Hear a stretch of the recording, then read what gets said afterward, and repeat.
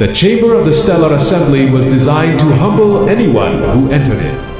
And today it was doing its job perfectly because, Commander Elias,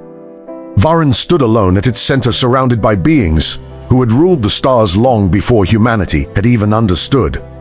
what those stars truly were. And from every direction came eyes that studied him not with curiosity,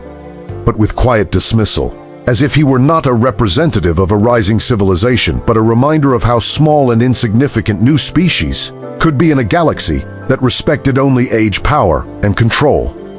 The High Speaker, Threxel, leaned forward from his elevated throne, his elongated form shifting with deliberate elegance as a faint ripple of amusement spread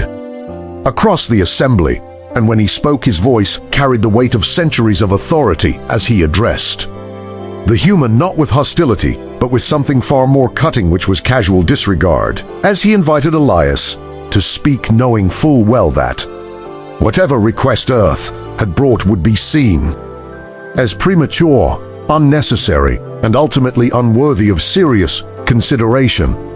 Elias did not rush his words, because he had learned long ago that in rooms like this hesitation was seen as weakness, and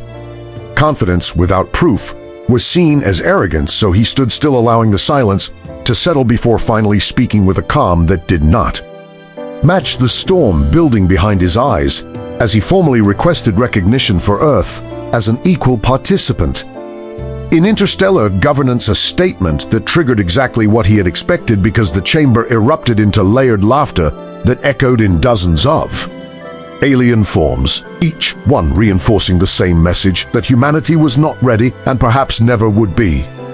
A projection ignited above the floor, showing Earth's modest expansion, its nearby colonies, its limited fleet, and its fragile presence compared to the vast empires represented in the room. And as the display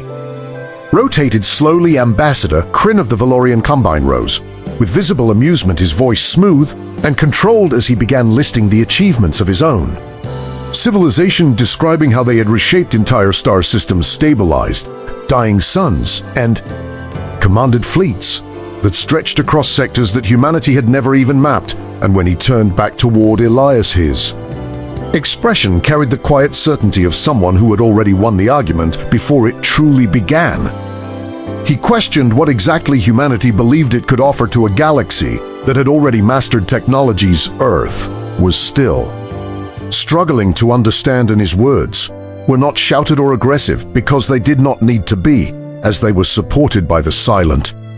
agreement of nearly every being in the chamber. And for a moment the weight of that judgment pressed down on Elias in a way that would have broken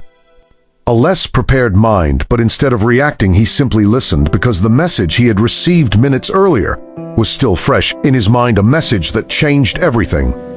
The signal had been simple, almost disappointingly so, just a short, encrypted pulse from a source that no one in the assembly could detect or even imagine, and yet Elias knew exactly what it meant, because he had been waiting for it for years. And as the laughter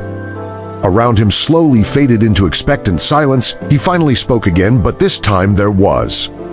something different in his voice. Not louder, not sharper, but grounded in a certainty that had not been there before. Earth withdraws its request for approval, he said, and for the first time since he had entered the chamber, the reaction was not laughter, but confusion.